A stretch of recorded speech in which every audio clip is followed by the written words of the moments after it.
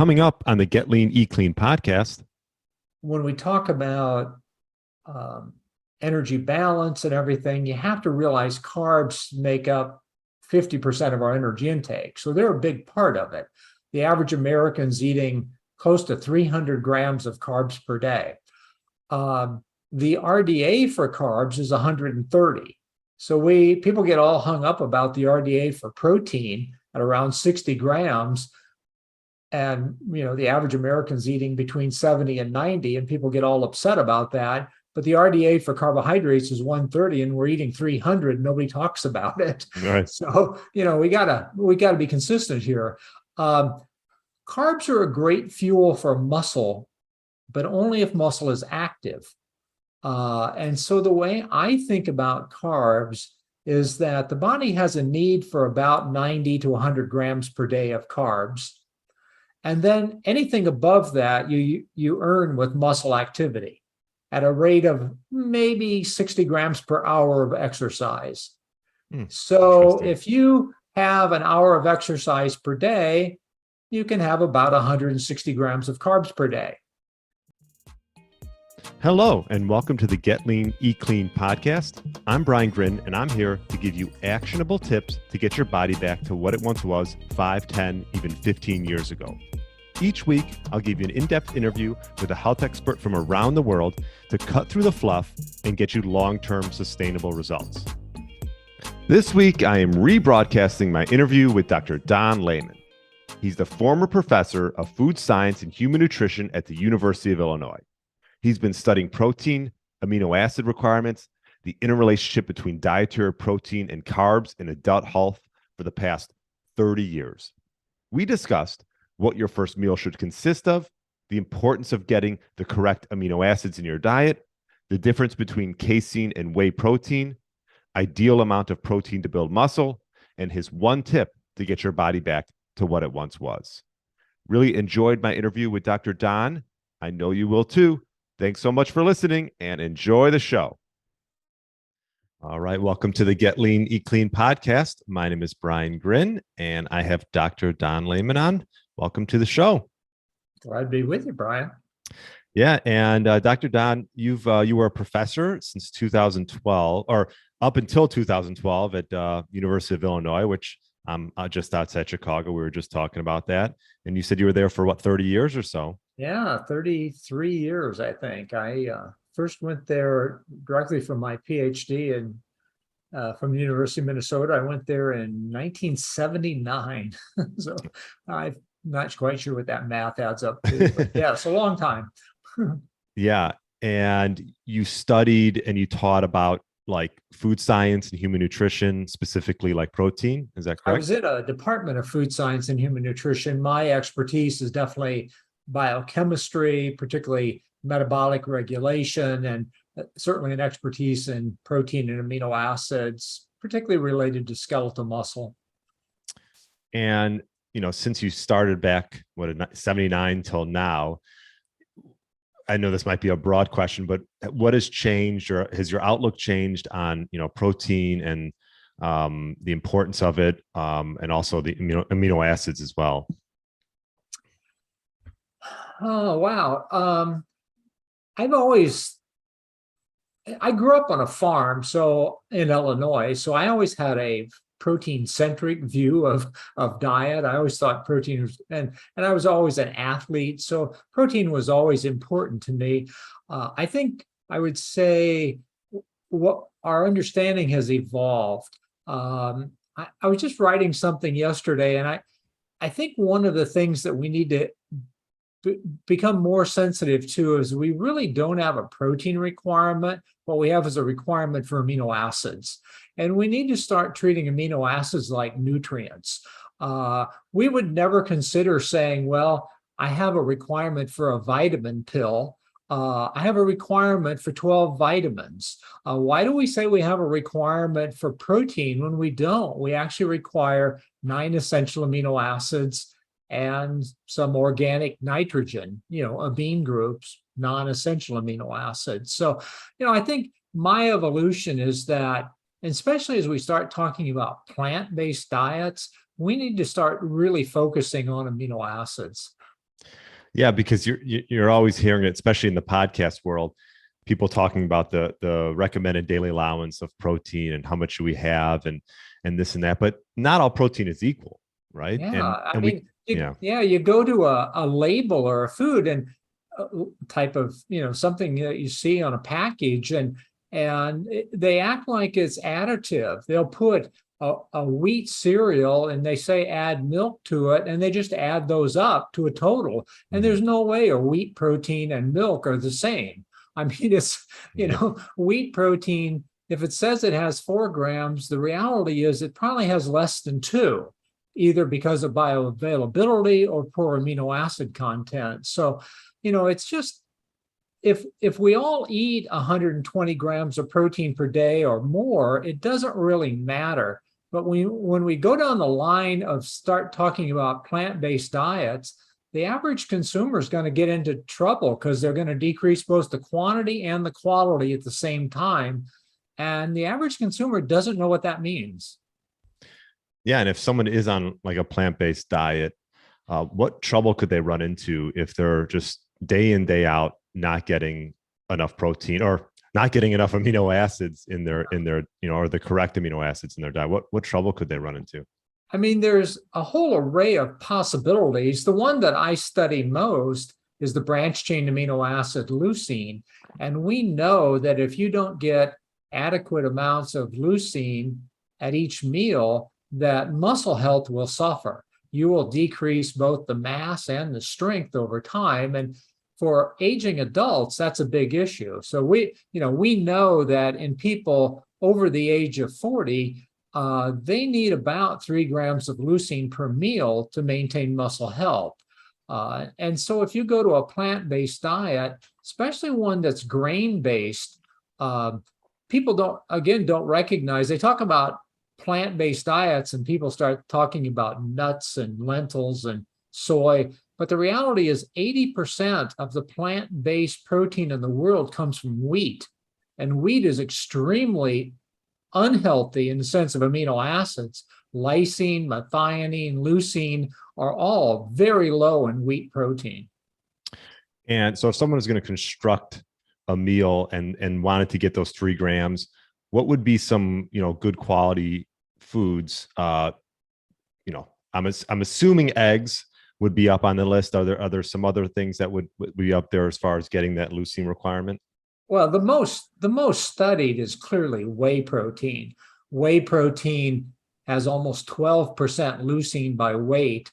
Wheat, which I mentioned a few minutes ago, is 6.8%. So it's double. Whey protein, it's available in very pure forms. It's water soluble and tastes pretty good. So researchers have used it because it's high leucine and also easy to work with. So that's probably the best. Meats come in at about just under 9% leucine, eggs a little over 9%, maybe 9.5%. So and fish are, similar to meats. So all of the animal proteins are 9 and up, and almost all the plant proteins are 8 and down. And when you say 9 and up, you mean the percentage? Percentage of leucine in the protein. Yeah, correct. Got it. And so if you have,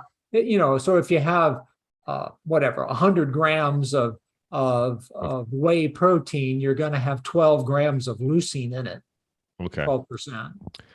What about casein protein?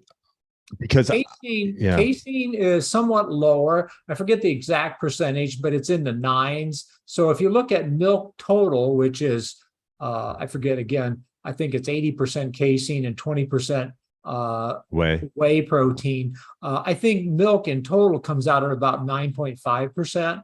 So casein's a little lower.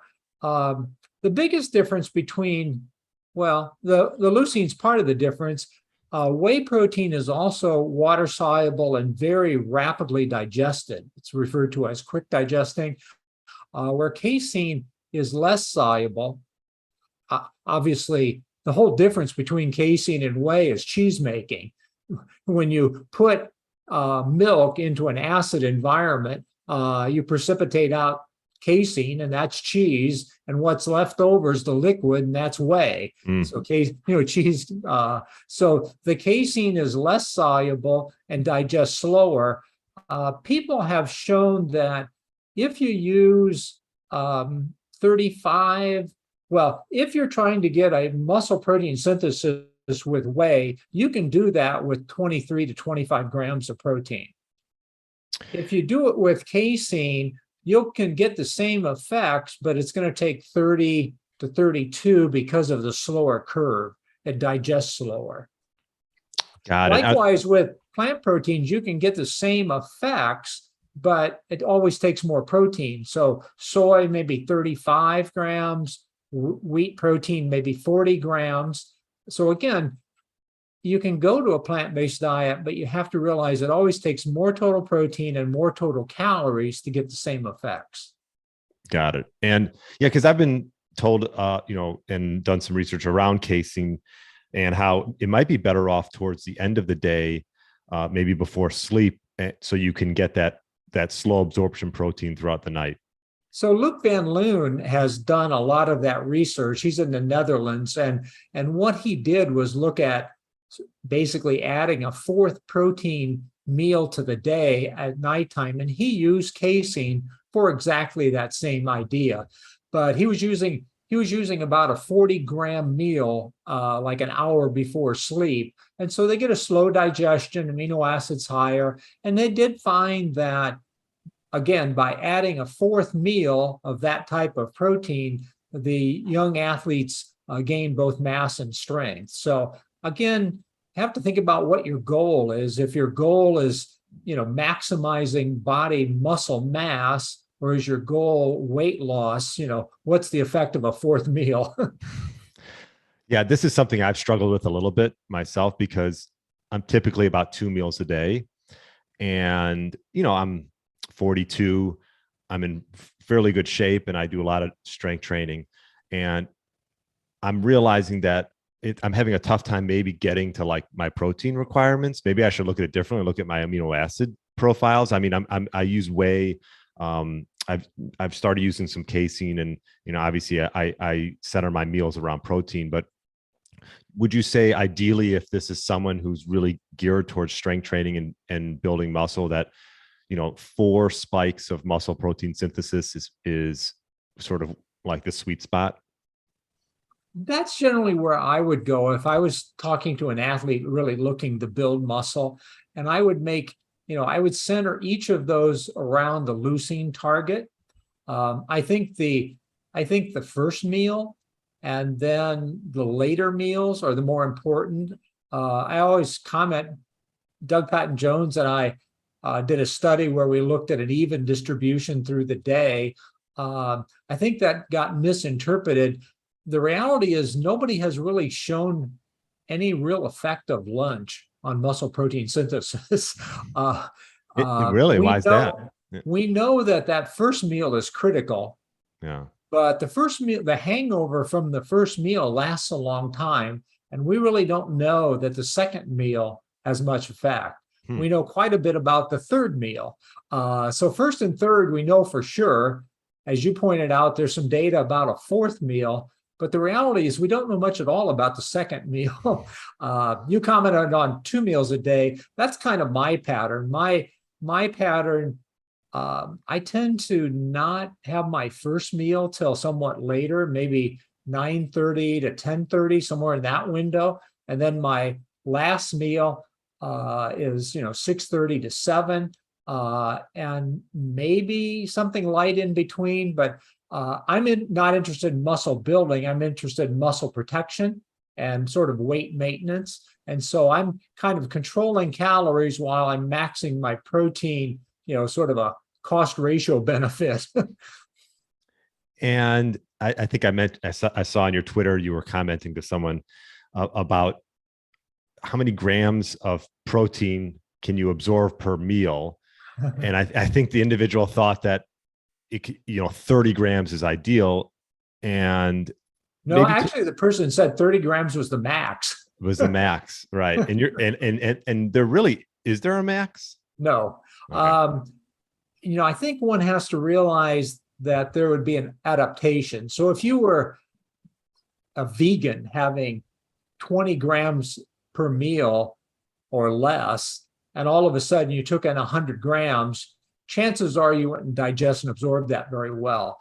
But if you get used to it over a period of a week or so, no one really has an upper limit for digestion. I mean, if you have a meal with 100 grams of protein in it, and it's something you've done sort of routinely, you're going to digest and absorb it all. You're not going to use it very efficiently. Mm-hmm. We think there's a sweet spot between 25 to 55, maybe 60, that is sort of your efficiency of use. So I don't like to see meals above 60. I don't see there's any point in that.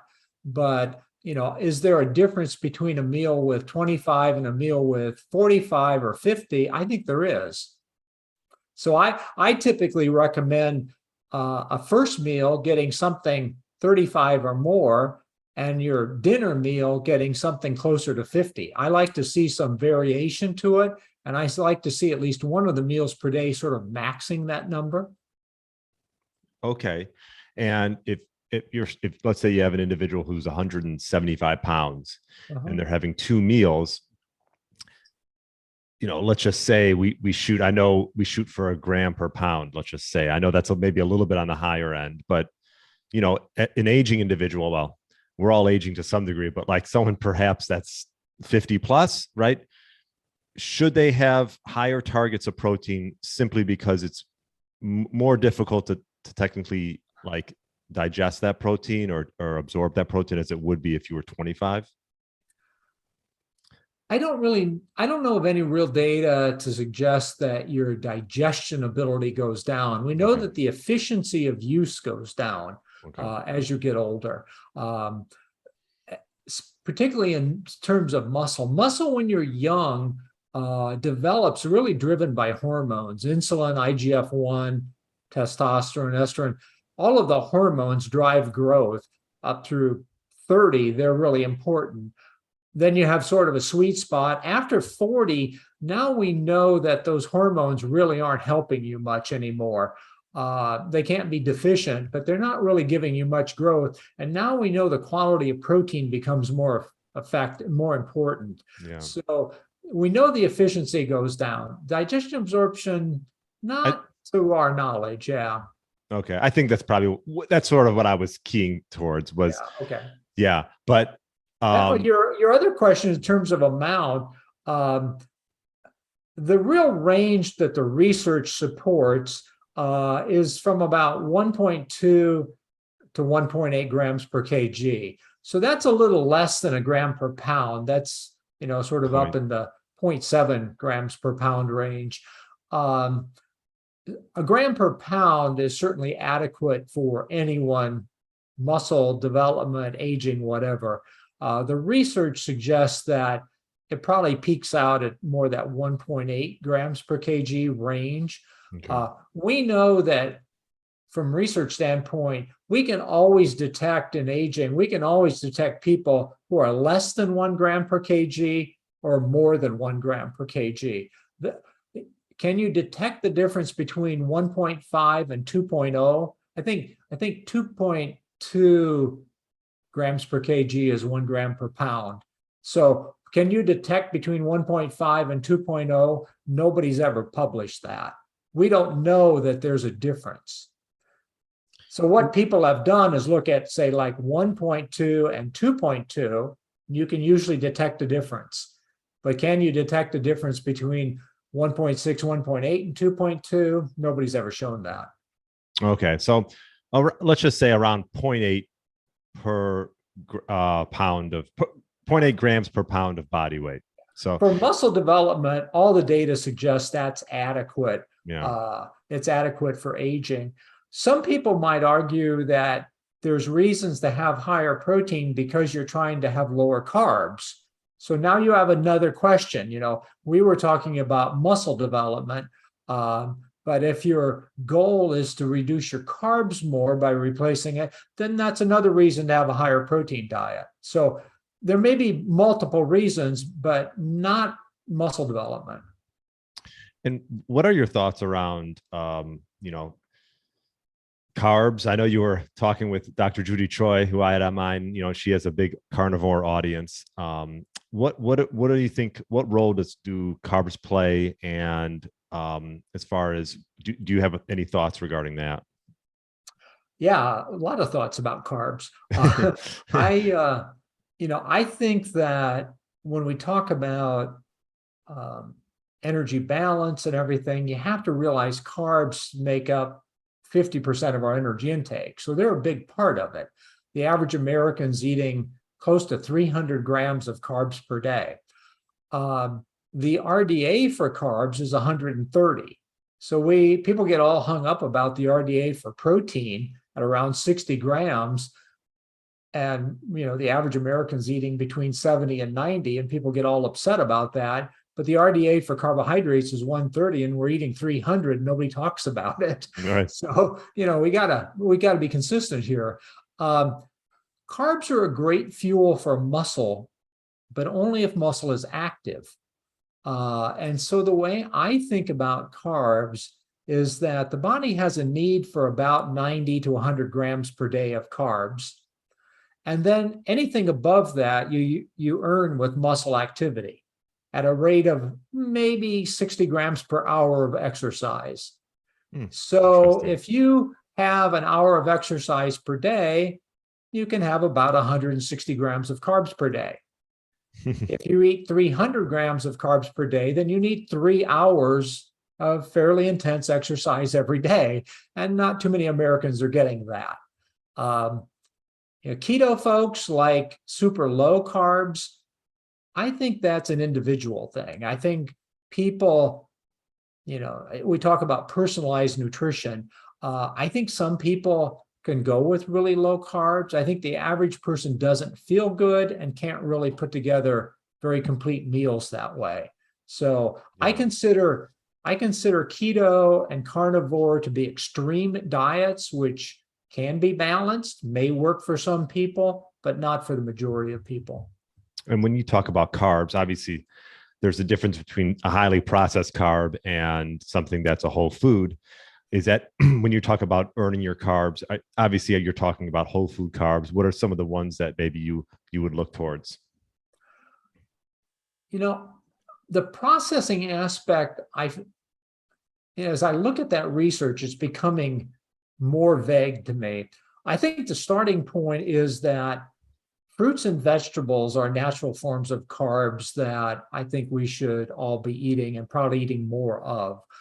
Grains, particularly wheat carbs, are where we're getting a lot of our carbs. And it appears that form of carbs from wheat flour is particularly dangerous in metabolism. I still like the concept of glycemic index. I think the faster carbs in the diet are converted to glucose in the blood, the bigger the insulin response. I think that's important for most people. There's a lot of arguments about, well, is obesity an insulin-driven thing or not? Right. I don't think that's a yes or no answer. I think carbs are important. I think carbs, blood sugar is clearly toxic at some level. We call it diabetes. Insulin creates its own resistance.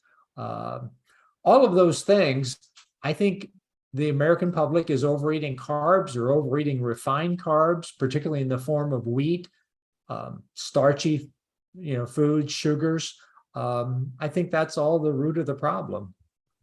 Yeah, I mean, I've always been someone who has been fairly low carb, not in the sense that I even track it. I've been starting to track it a little bit more, just like my protein, my carb intake and fats. And I think that's something that can go a long way. It's like, if you're not tracking that stuff, how do you know where to go? It's like, is that something that you advocate or something you do for yourself, is just to keep, have a baseline at least?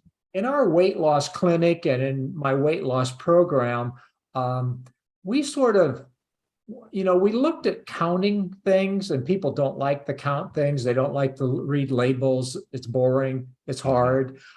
So we basically looked at how we would partition the plate into 3 sections.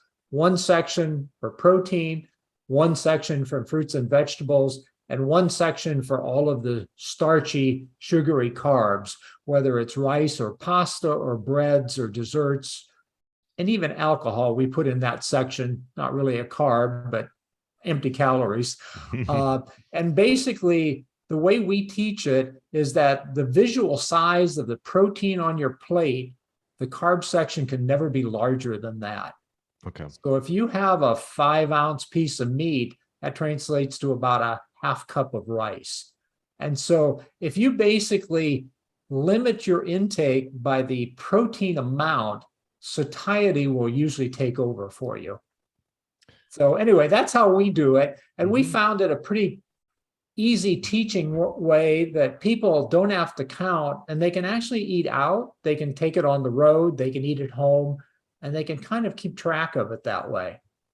Yeah, that's a good way of doing it, sort of a visual as opposed to just I've never been a big calorie counter myself, but yeah, I think if you give someone a visual of protein should be the biggest, thing on the plate, and then everything else should just fall in line a little bit less. Is that what you're saying? Yeah, exactly. We teach it as a protein-centric diet. So whatever you choose, if you choose to be an omnivore and eat meats, fine. If you choose to be a vegetarian and not eat meats, but you still base your meal around the protein amount. You pick your protein amount, and that determines your carb amount. And so that's how you have to structure the meal. And you can pick it at a high protein or a low protein level. But if you do that, the appetite regulation that goes with that will usually keep most people in a better weight, more toward their optimum weight.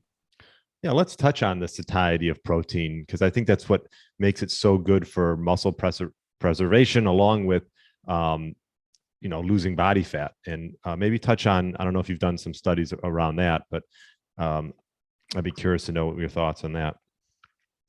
We have never done a lot on appetite per se. When we were doing our weight loss, we experimented a lot with what that breakfast meal should look like, looking at blood sugar changes and asking our patients how they felt and what their hunger was. One of the goals we wanted was to have a breakfast, a first meal of the day, where they would get to the lunch meal without having to have any snacks. One of the big problems we think in life is snacks. Yeah. And so what we wanted to do was sort of look at that satiety.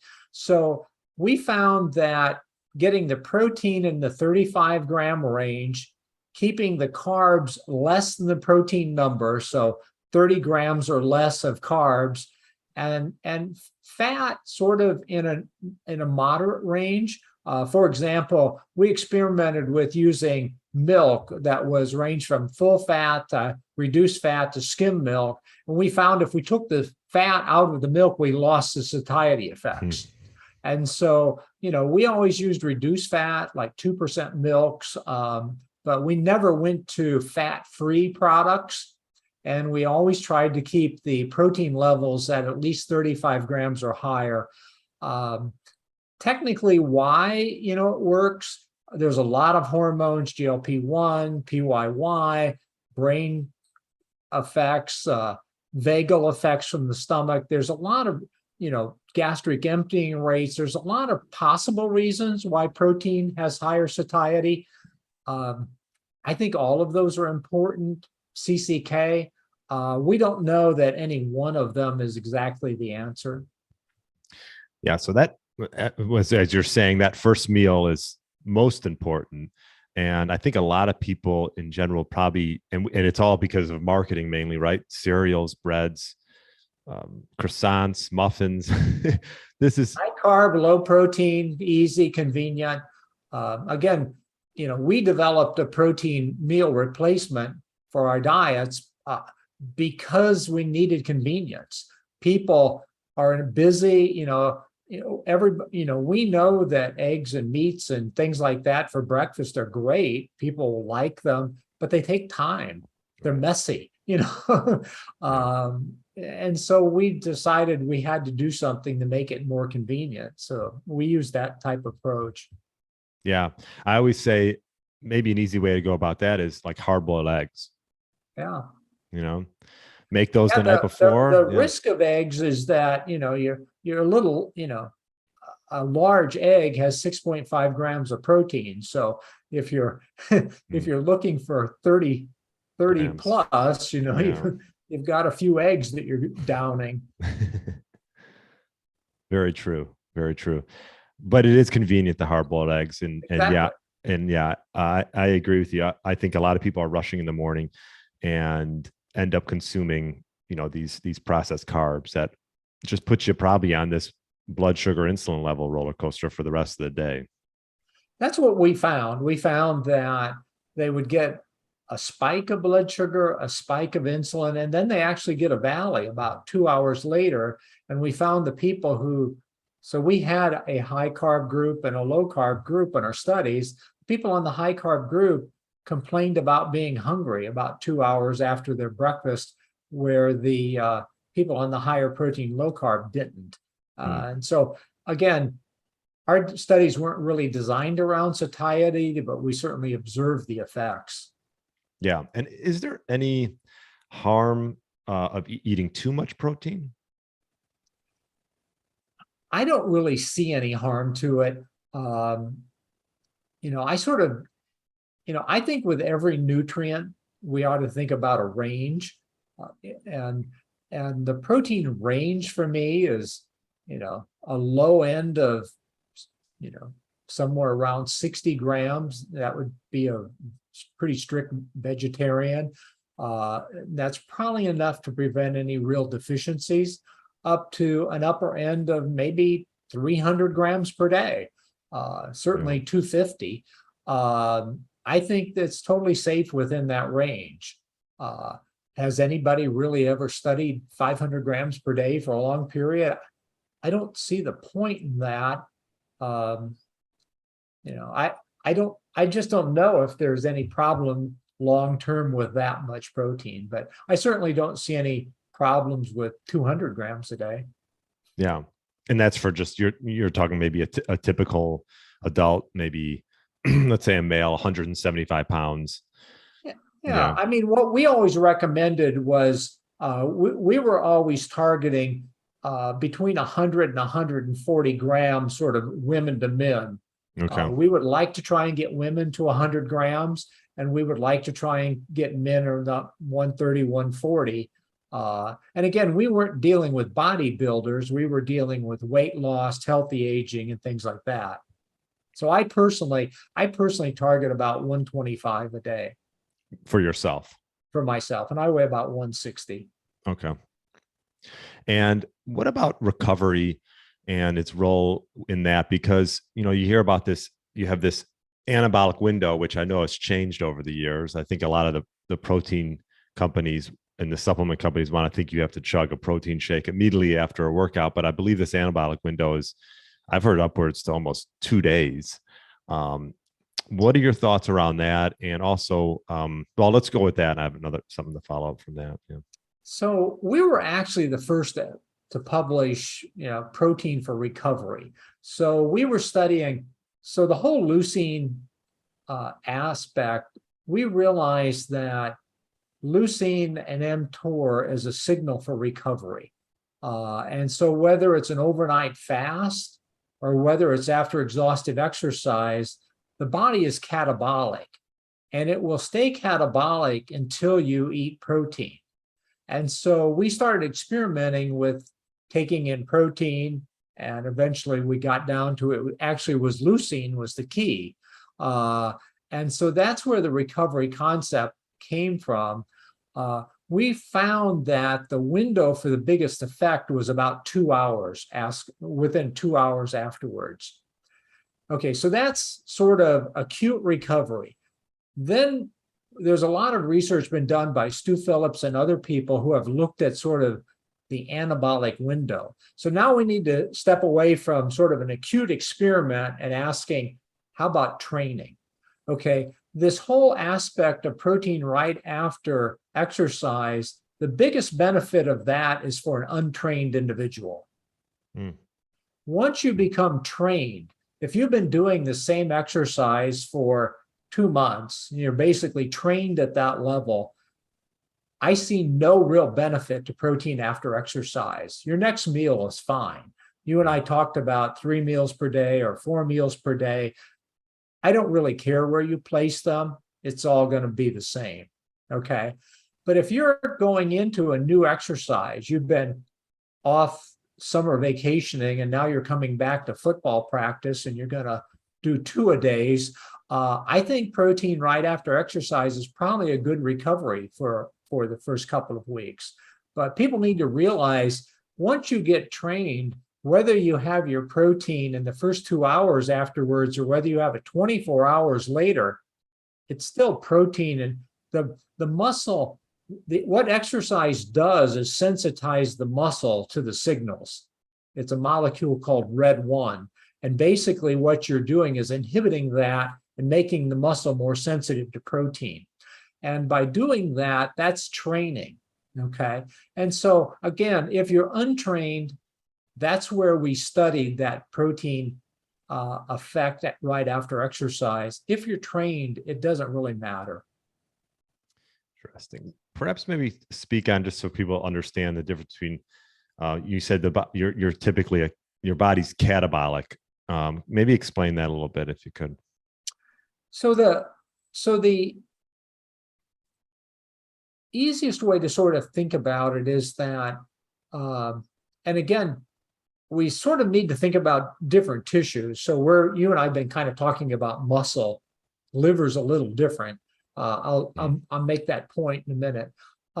So after a meal, muscle goes into what would be an anabolic period. It's synthesizing more protein. And we always have 2 processes going on. One is synthesis and one is breakdown. You're continuously making new protein and breaking down protein. You and I, different ages, different body size, we both need to make 250 to 300 grams of new protein per day. So that's a lot more than we're eating, okay? So that's turnover. And the body is continuously reusing some amino acids. Okay, so we've got these 2 processes going on. Right after a meal, we have an anabolic process, high synthesis for about 2 hours, 2.5 hours. And then you go into a catabolic period where the body now in muscle is no longer synthesizing protein at a high rate. The breakdown is now becoming the higher rate. And the reason for that is the body has nowhere to store amino acids, and organs like the liver or the heart or the kidney need to make proteins 24 hours a day, whether you're eating or not. And so muscle, in essence, becomes a reservoir, and it begins to supply amino acids to the rest of the body. So during the nighttime where you eat dinner and you might go 12 hours till your next meal, now you're going into a very catabolic period. You're basically breaking down protein to feed your liver and kidney and brain and everything else that needs to run. Muscle is supplying that. When you wake up in the morning, your body's going to stay catabolic, breaking down muscle protein until you eat a meal that has 30, 35 grams of protein, which is why that cereal and juice breakfast is so bad. Basically, it's high carbs, it's high insulin, it's high fat deposition, and yet you're still breaking down muscle for protein.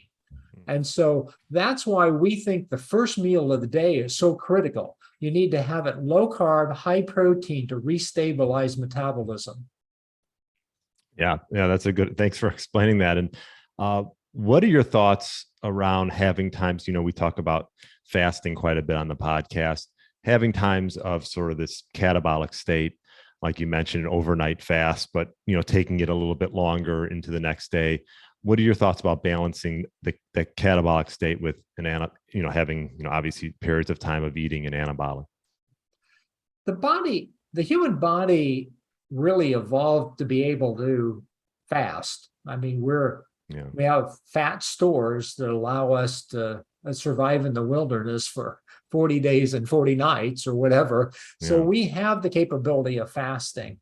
The reality of that is that evolution was for young people. What we know is that catabolic periods, once you get beyond 40, you never really recover from. Doug Patton Jones, who I mentioned earlier, he has a theory of aging and sarcopenia that it's a series of catabolic challenges. You fall and break a leg, you get sick and you're in bed for a few days, you fast for a few days, the body becomes very catabolic.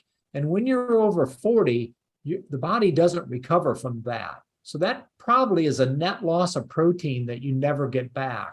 So kind of 25 or a 30-year-old fast, probably it doesn't make much difference. Should a 50-year-old fast? I think it's an awful idea. The subset of that, though, is time-restricted feeding. Should we prolong the overnight fast? I sort of do that. I think that it becomes a way of helping to control calorie intake. And so now you're kind of weighing the catabolic period against excess calorie issues. I think that is a good strategy for some people. So I think restricting the time of eating, going to 2 meals a day, I think time-restricted eating makes sense to me. Fasting for 48 hours or something, 72 hours, makes no sense to me at all for an adult. Yeah. Perhaps if the individual how about an individual who's maybe morbidly obese? I know Dr. Jason Fung has like a fasting clinic and works with a lot of people who are diabetic and need to get, insulin in check and things like that. So, that it might play a role for some people doing a little bit more prolonged fast than other people, depending on their body composition. Yeah, even then, I would go back to the old protein sparing modified fast. I wouldn't go to 100% calorie restriction. I would go down to maybe 600-700 calories per day, but almost all protein, very little carbohydrate, essentially none, extremely low calories, but still bringing in some amino acids to try and prevent enormous muscle wasting. Keeping, 100 grams of carbs per day in the diet or something. So I would prefer that versus a total fast. Okay. What about, what are your thoughts on dairy? Dairy, you hear differing opinions, and some people are sensitive to dairy, some people aren't. Sure. I've actually, we have a farm, 40, it's probably not by you, but you're in Urbana, right? You're in Champaign? I actually am in Chicago at the moment, but I grew up over around Peoria. Okay, this was in Dundee. This farm's in Dundee. So I used to go there. I haven't been there in a month or two, but I used to get some raw milk and, bring it back because I just found I grew up on a farm that had dairy early in my life. I really was never involved. All of the government restrictions on purity and things, it's hard to get raw milk anymore. But I think dairy is a great food source. You're right. There are a lot of people who are sensitive either to the lactose or possibly the protein, possibly fats, but that's true of every protein. I mean, you can be allergic to peanuts, you can be allergic to soy, you can be allergic to gluten, you can be allergic to, you can be allergic to, so every protein in the diet, there's potential to be allergic to, whether it's plant or animal. So that's something that's individual. As far as proteins, whey is a great protein, and you can get it 98% pure. So you can get it lactose-free, basically without casein in it. And to my knowledge, I've never really seen anybody who is allergic to whey proteins.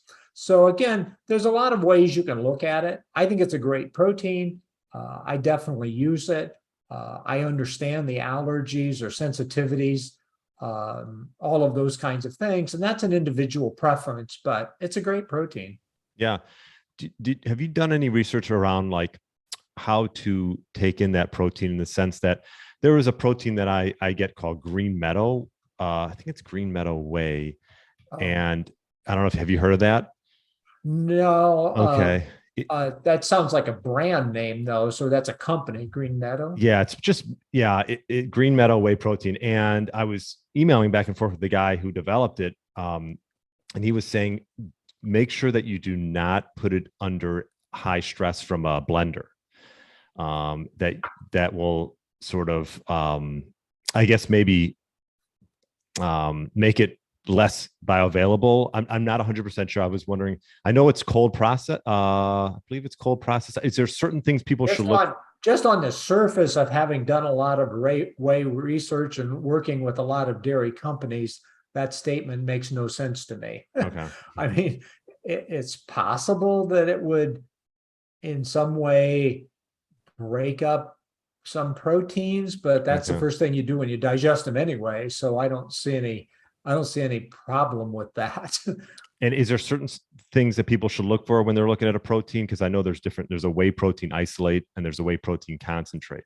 Okay, so the isolates are the highest purity. And so most of the isolates will be lactose free. And usually they're 95 to 100% pure. A company I like is called AgriPure, and they have a protein called Bipro, which is the purest whey protein isolate on the market. The concentrates can range from as low as 65 to 90% pure. The average concentrates on the market are typically around 85, and they usually contain both lactose and fat, where the isolate doesn't contain either. So that's kind of the effect. When you look at different proteins, it's always important to sort of look at, they say, one scoop. Well, what's that really mean? How much is in it? They'll talk about the grams. How pure is it? Soy protein isolates may be 95% pure. Pea protein isolates may be as low as 70% pure. So you have to sort of think a little bit more about your protein isolate and its purity. A lot of the plant protein isolates aren't very pure, and they may have a lot of anti-nutrients or fibers in them yet. Okay. Yeah, I was curious because there's a lot of proteins on the market, and I'm sure they're not all equal, right? Yeah, they definitely aren't.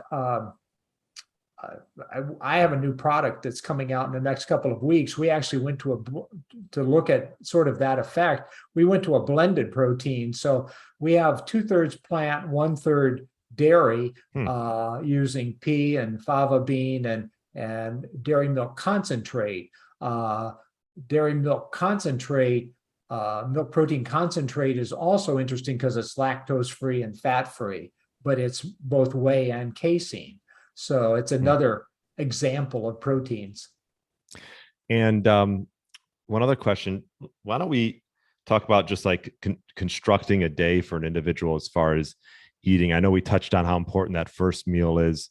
Do you think if someone's having 2 meals a day and maybe they're in their 40s and doing resistance training, maybe it makes sense to add in, they don't even need to add in a full meal, but maybe add in some type of protein replacement drink throughout the day?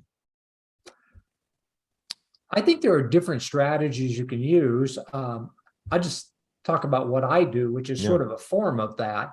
So again, I get up in the morning. I typically don't try to have a protein meal until 9:30, sometimes as late as 11:30. Sometimes I'll go work out first. I often play tennis like 9 to 11, and I won't eat till after that. Okay. But my first meal, whenever it occurs, is probably a 45-gram protein shake with close to 400 calories. Okay, it's a dairy whey-based protein shake. My next meal. What else do you put? I'm sorry to interrupt. Did you put anything else in that? Do you put fruit, or do you just? Mine's a bit complex. As I mentioned, I have a shake. So that is a base of it. I add in that Bipro I mentioned, and then I mix it with typically a yogurt and kefir and berries. Okay. So it's definitely a blended protein shake with multiple forms of dairy proteins. Gotcha. Okay. And then? So the next meal I'll have can vary all over the place, kind of how I feel. but it's about controlling calories. So it could be a salad with some protein and eggs and stuff like that. It might be a slice of bread with some cold cuts of cheese and meats or something, but typically pretty small, probably 300 calories, 400 calories, and maybe only 20 grams of protein. And then for dinner, I'll typically have, a much higher protein meal. So more like, 6 ounces, 7 ounces of meat. So I'm talking 55, 60 grams of protein type thing. Okay. Gotcha. Yeah. Just curious because like for myself, like I mentioned, I'm trying to get in those protein requirements sometimes can be difficult with 2 meals. So I've been messing around adding in a third meal. I think maybe calorie cycling has some benefits where you go some weeks where you sort of, they call it like over dieting, where you're actually consuming more calories. And then you go through times where maybe you're bringing in less calories and less meals. Yeah, I think the body is designed to be flexible like that. I find that seasonally I change. When we were doing weight loss with people, we found consistency to be really important. Same time of the day, same size meals. Otherwise, you tend to get hungry. So, you and I aren't focused on weight loss. We're more in maintenance. I think flexibility is fine. If your focus is weight loss, I think you need to be much more consistent, both in timing and amount and size of the meals. Yeah. Okay. That makes sense. And, well, this was great. Where's the best place I know you said you have some products coming out and some things. So where's the best place for people to find out when you have these products coming out? So you mentioned I am on Twitter at Don Layman, so that's pretty easy. Right. My website is called Metabolic Transformation. Okay. And we'll have some products coming out in the next couple of weeks, I think. So you can follow that, metabolictransformation.com. Okay. There's a lot of interesting basic nutrition science there. There's a lot of pull down blogs and metabolic information really designed for the lay public to learn more about it. A lot of information about proteins. It's a website that has a lot of information that we've had up for a while. But now we're going to bring out basically the weight loss program that we had at the University of Illinois. We've now basically put it into the system, and we developed a meal replacement shake to make sure that first meal is correct. So that's all coming out, frankly, in the next few weeks. Oh, great. Yeah. And I forgot to ask you this one last question. I always ask most of my guests are, what would you give one tip to, let's say 40 plus middle-aged male who's looking to get their body back to what it once was back in their 20s and 30s? What one tip would you give them? Figure out how to add exercise to your day. I love it. Straight to the point. Yeah. Adding in exercise. And would you say resistance training? I like HIIT type of training. I think they're both important. When we were doing our weight loss studies, resistance training is great, but midlife women don't necessarily like going to the gym and lifting barbells. And so we started focusing on repetition and stretching. And we found that we could get basically the same amount of effects by repetition and stretching as we did by heavy weights. And there's a lot of research coming out about volume of exercise now, that you don't necessarily have to lift a 200-pound weight, but if you lift a 15-pound weight a lot of times, you can get the same effects. True. And so we found that with weight loss, doing stretching, we could partition the weight loss to almost exclusively body fat, protecting muscle. So I personally do resistance training at least 2 to 3 times a week. I like to play competitive tennis, so all of my workouts are basically for a 70-year-old not to get hurt. And so it's really about, strengthening the body to do the things I want to do. And it's a combination of aerobic and resistance. Okay. Yeah, those are great tips. I mean, I agree. As you get older, it's like, in the beginning, when you're in your 20s and 30s, like you don't even think about getting hurt. and Yeah. then, and then as you get older, that's like number one priority. Yeah. I have a physician friend who I play with, and I was complaining about the aches and pains. And he said, if you're over 50 and you get up in the morning and you don't have aches and pains, that means you died overnight. Yes. That could be true. Could be very true. Well, Dr. Don, this was a great conversation, and I will put links in the show notes so everyone can check out metabolictransformation.com and your Twitter address. I know you like to tweet some things out and some good information and studies. So I appreciate you coming on and sharing your knowledge. It's great to spend some time with you, Brian. It was a pleasure. Thank you. Thanks for listening to the Get Lean, Eat Clean podcast. I understand there are millions of other podcasts out there, and you've chosen to listen to mine, and I appreciate that. Check out the show notes at briangrin.com for everything that was mentioned in this episode. Feel free to subscribe to the podcast and share it with a friend or family member that's looking to get their body back to what it once was. Thanks again, and have a great day.